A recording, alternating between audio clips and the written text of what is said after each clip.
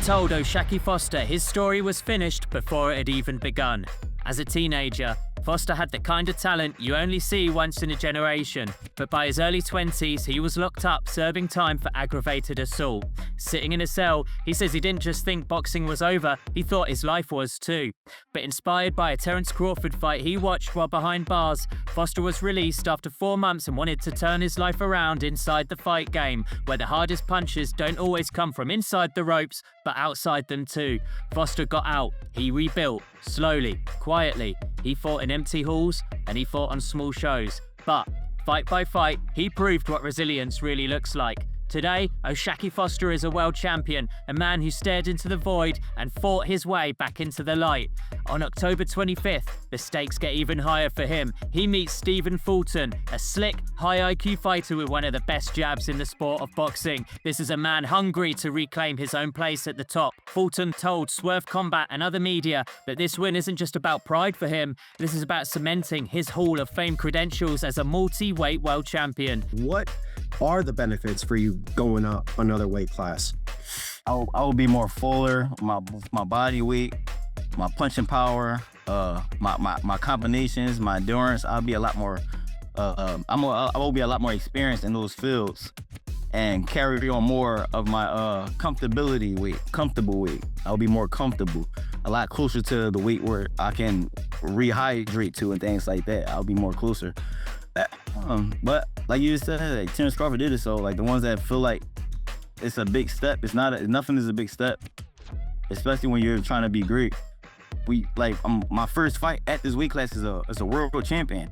You can't take that away from him or me. So it's like that right there explains what I'm trying to do and my career. Like I want to be one of the greats. Well, I'm already a great fighter, but I want to be one of the ones that they mentioned, like, well accomplished, he's did this, top 10 pound for pound.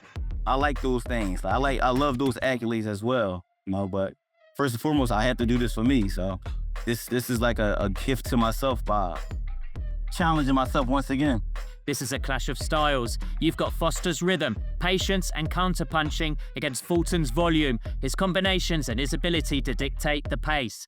When I asked Foster if he plans to take the decision away from the judges, knowing he's been burned by decisions before, he didn't hesitate. The message was clear. He's not going to leave it to chance. We see judges put in questionable scorecards. You've been on the wrong end of a bad decision yourself.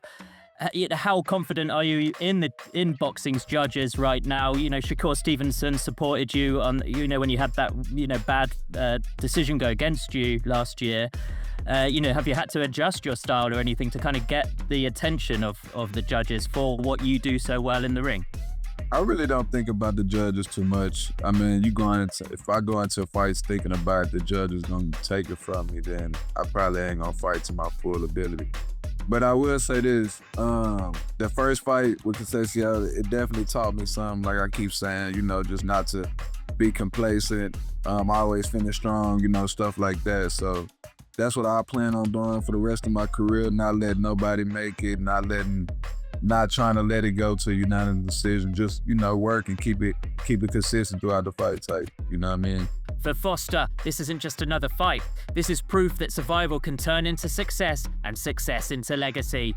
For Fulton, it's redemption, a chance to remind the world who he is and why he's been at the elite level for so long. So what should fans expect in this fight? Sharpness, skill, sudden shifts in momentum. Two fighters who have lived very different stories now colliding on the same stage. This is Combat X with Alan Dawson on Swerve Combat, and you can catch us on Roku, Vizio, Fubo, Zumo, Sling, and Prime Video. And if you're watching us on YouTube, give us a like and a subscribe so we can keep growing the channel and bring in guests like my next one. This is Combat X, 𝐂𝐸𝐸 Foster. Hey, 𝐂𝐸𝐸, this is the first time we've spoken. I feel like your resume is slept on. Do you think your next opponent is a similar level to people you've been fighting recently, or is this a step up for you? On paper, I think on paper it's a step up for me, but in reality, styles make fights, and I can't really tell until I get in there. This could be an easy fight, or it could be, it could turn out to be tough. You haven't had too much of like a hype machine behind you yet. that I think other fighters in and around your weight division have kind of benefited from. Do you feel overlooked in boxing, or is that fuel for where you are in your career right now as a champion? Yeah, most definitely feel overlooked at times, but most definitely why I keep a chip on my shoulder. Do you feel like that chip helps you? Like, is that what you use to motivate yourself in training to kind of prove, you belong here? I know you belong here. I think, there are fans that know you belong here, but it's just kind of proving that, I guess, to more and more, bigger an audience. Yeah, for me, I kind of try to use everything, everything to fuel me. It could be anything I go through, you know what I mean? It just fuels me to go harder in the gym and go harder to do what I need to do. So them overlooking me and them doing all that, it just definitely pushed me to my limits.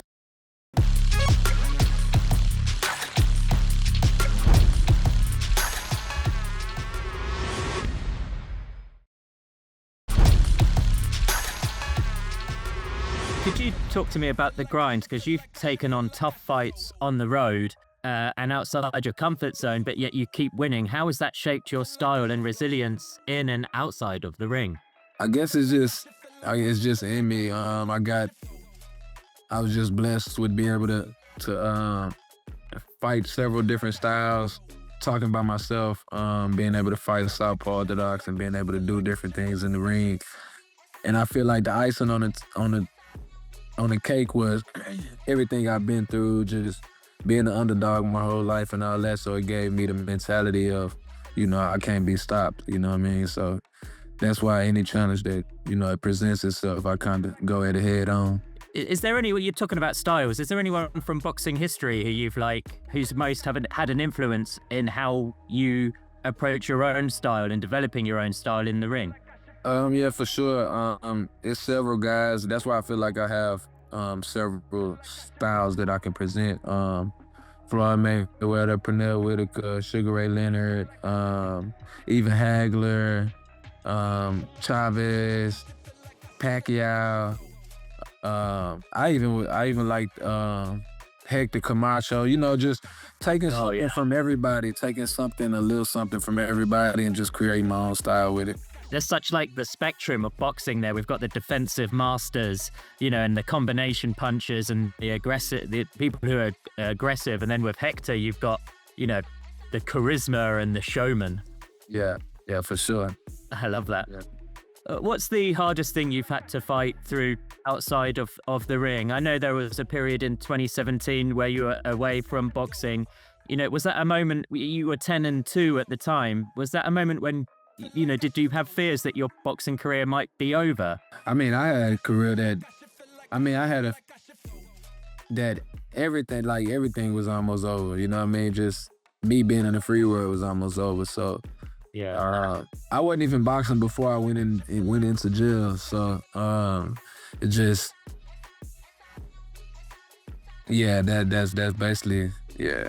What I know you've probably heard this story about Bernard Hopkins, but when he served time, I think the warden said something as he was released, "I'll see you again," and it just triggered something in B-Hop's mind. He was like, "No, you won't," and he just kind of doubled down in boxing, determined never to kind of see that warden again. Did you have any kind of experiences like that where, you've become such a success in boxing? Was there a moment where it switched and, you were able to kind of, focus on the sport and take it as turning a negative into a positive?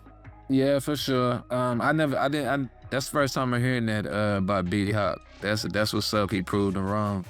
Yeah. But I would say nothing specifically that nobody said to me in jail, but getting out, it was a lot of it was a lot of that when I got out. So it was just a lot of people that I thought I could go to, and that, I was kind of isolated. Had to sleep on my homie couch and stuff like that. So it was just, people talking down on you and acting like, you ain't gonna be nothing ever. So it was just all of that, you know what I mean? And I still didn't see it. So I just went and moved and started staying in FEMA rooms and training. But, I just let that fuel me. You mentioned earlier in the show about having a chip on your shoulder, and it seems like even that is important for you to, kind of have that as fuel. Do you feel like you'll ever lose that edge? Or do you feel like you'll always need that chip to kind of continue to succeed in the ring?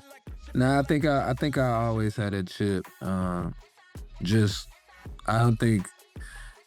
think the success is kind of what made me go harder too. You know what I mean? So nah, I wouldn't feel like I would get comfortable or anything, just being that I come from a small town and nobody really, like, it's hard to make it out. So I know the what could happen, you know what I mean, if I get too complacent or, you know, just losing people, losing my mom and everything, all that stuff just still plays a part. So I don't really, yeah. Well, you know, this is obviously a huge fight coming up at the end of October. You know, what's your kind of dream fights and scenarios going forward over the next 12, 15 months? Should you, like, as I'm sure you expect to go out and defeat Steven Fulton? You know, I know you've had this kind of back and forth with Shakur Stevenson. Is that something that you try and build towards it in 2026?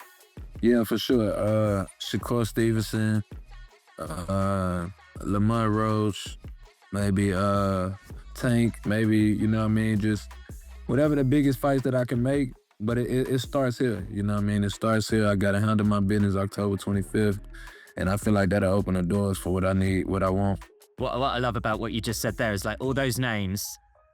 I feel like outside of America, I'm in Nevada, but outside of the US, there's this perception that American boxing is on the slide. But all the names you just said are all top tier American boxers. You got yourself, Tank, Shakur, Steven Fulton. You know, like, you bring all these names together and it's just going to create all this magic for it, you know, in the next 12 to 24 months. I hope we see it. Yeah, for sure. Most definitely.